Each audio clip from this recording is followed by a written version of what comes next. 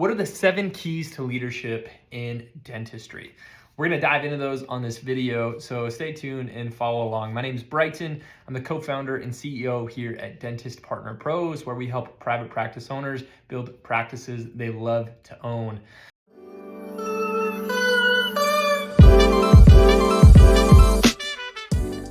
So let's dive into it. 7 secrets to upside down leadership in dentistry. So first of all, what is upside down leadership? This is taken from a book written by my business partner called Flip Your Focus. And the whole principle idea is to take the typical management model where everyone in the team is here to serve the person at the top and flip that upside down where the person, the manager, the leader is there to make sure that everyone else is feeling supported. So it's really a paradigm shifting leadership experience where instead of saying, okay, how do I make sure that all of my team members, my staff are there to just make sure my life is easier and better and more productive and things like that. And it's flipping that upside down and saying, how do I ensure that every one of my team members feels fully supported, empowered, and has autonomy in their role? As a result, obviously, you're able to do more of what you're best at. So that's what we mean by upside down leadership, is really flipping that paradigm and saying, as a leader, I'm here to support and build my team up instead of vice versa. So we need to start with what's called a servant leadership or a servant leadership mindset. So how do you do this? You go about with the idea or the philosophy that you need to be there to serve your team first. So if you want your team to have a culture of being, I don't want to say servants, but being selfless and being able to serve others, you got to be the example first. So it's going out of your way of supporting them. It's finding ways to make sure that you're helping them when they need support. So if you're, let's say you're a doctor, a practice owner, and you notice your team starting to feel maybe a little bit behind in your team and your schedule's a little open, instead of just getting after your team and saying, hey, jump in there and clean up that off so we can get the next patient in, you jump in with them. You take out the trash with them. You help clean the supplies with them, okay? So that's what we mean by servant leadership. So you can listen actively, you do everything you can to remove obstacles, and then you make sure you help invest in growth with them. So that's in attending CE, that's teaching them, that's coaching them, that's helping identify what are their goals and how do I support them to get there. Okay, so the next part, empower your team to lead. Leadership is not a title, it's a decision. Leadership is not a title, it's a decision. And so it's up to you to create an environment that every one of your team members feels empowered to make that decision.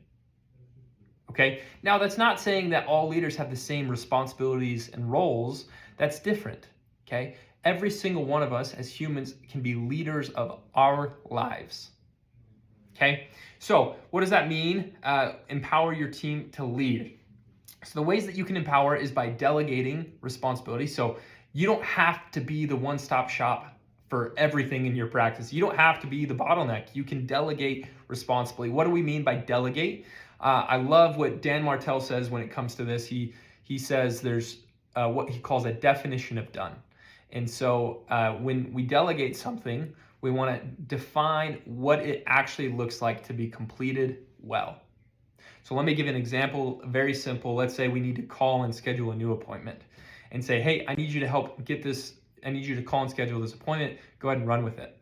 The definition of done in this case would be the call is scheduled and on my calendar. That's what it means.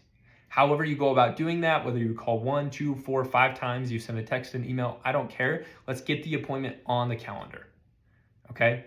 Another example of this, or a definition of done, is coming from 7 Habits of Highly Effective People. Stephen Covey talks about green and clean. So he had a son who was looking to take on some more responsibility around the home, and so he asked him to be in charge of the yard. And when he went around and he showed his son, hey, okay, this is what it looks like to do the role. You need to mow it, you need to keep it clean. Really, the definition of done here is to make sure the yard is green and clean. So it's always kept green and it's always kept clean. And that's what his definition of done was for his son. So that's what we mean by delegate responsibly. Next is focus on building relationships. Every single one of your team members are humans and have human lives. Okay? I know it's so easy for us to get caught up in our own worlds and think that, okay, why aren't they just bending over backwards and doing everything just like I am? Well, it's not their business. They have other things that they're experiencing in life.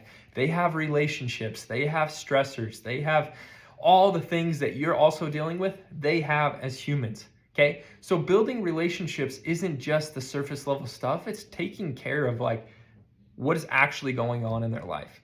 And depending on what type of personality style, it would definitely affect how you go about building those relationships with them.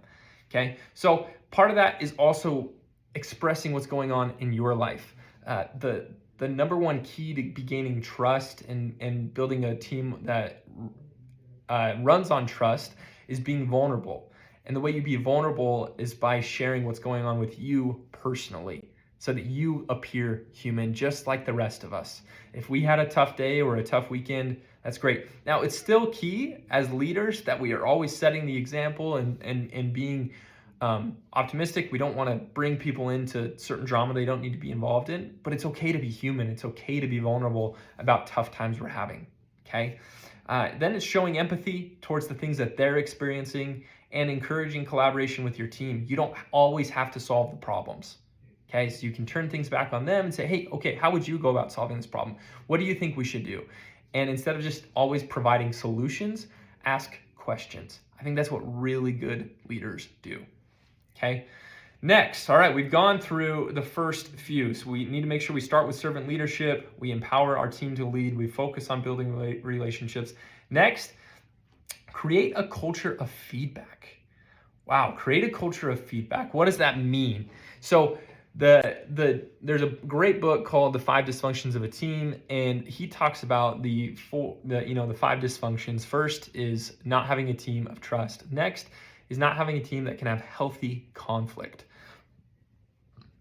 So healthy conflict, it's an interesting paradigm because you have to live on this paradigm of, fake harmony where no one talks to each other or has any problems. We're just super passive aggressive.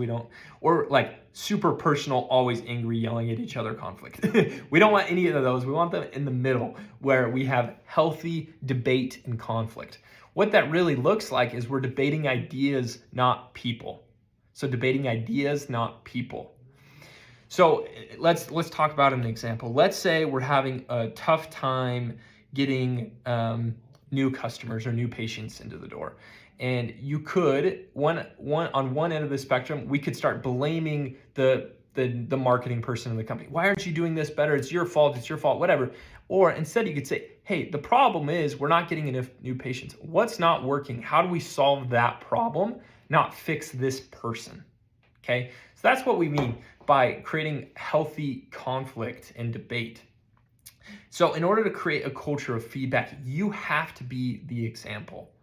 Okay, Patrick Lencioni talks about a great way that you can create a culture of doing this would be in a more of a formal meeting type setting where you go around and you share what's called a one thing that you are doing well that's helping the company, and one thing that you're doing that's hurting or preventing the company from accomplishing its goals. So when you do this, at first it's going to be really intimidating to your team.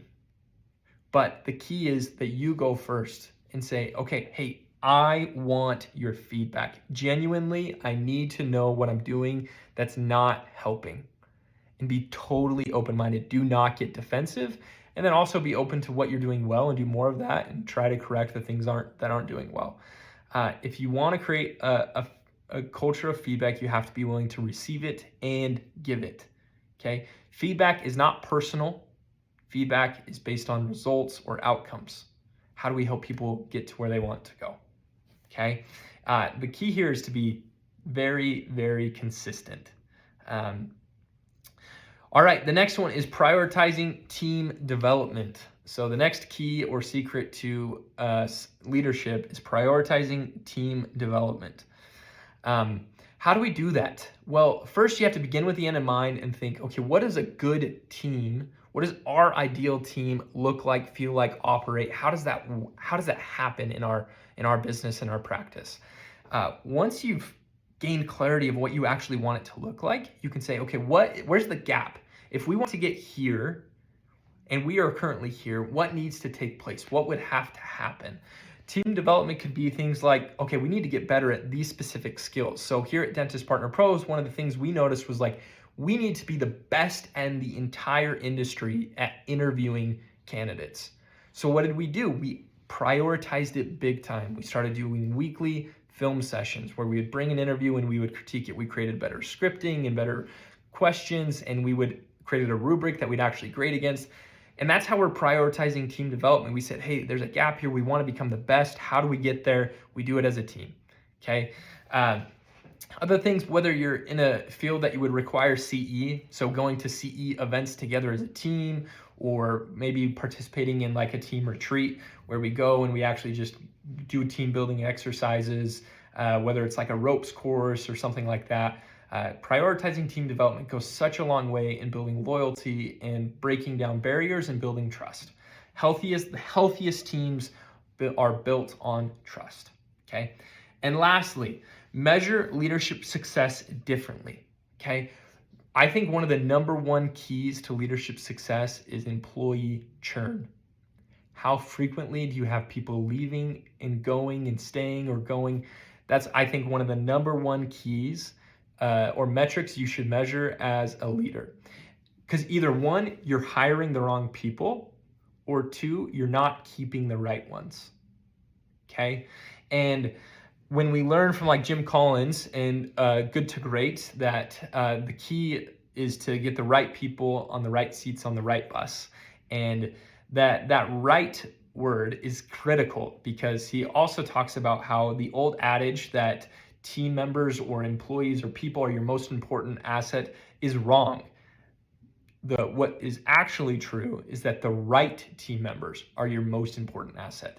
So as a leader, as a business owner, your job is to make sure you're bringing on and keeping the right people. And we're helping them to maximize their talents in the business. That's one of your main keys as an upside down leader.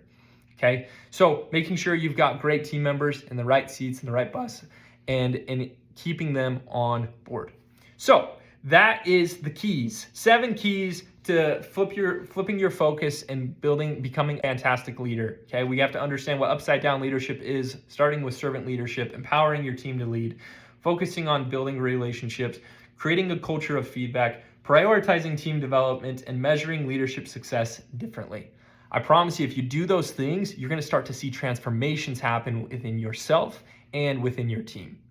Let us know if you find this valuable, so make sure you give it a like and a subscribe. We're going to be delivering a lot more content like this very soon. Thanks. Make it a great day.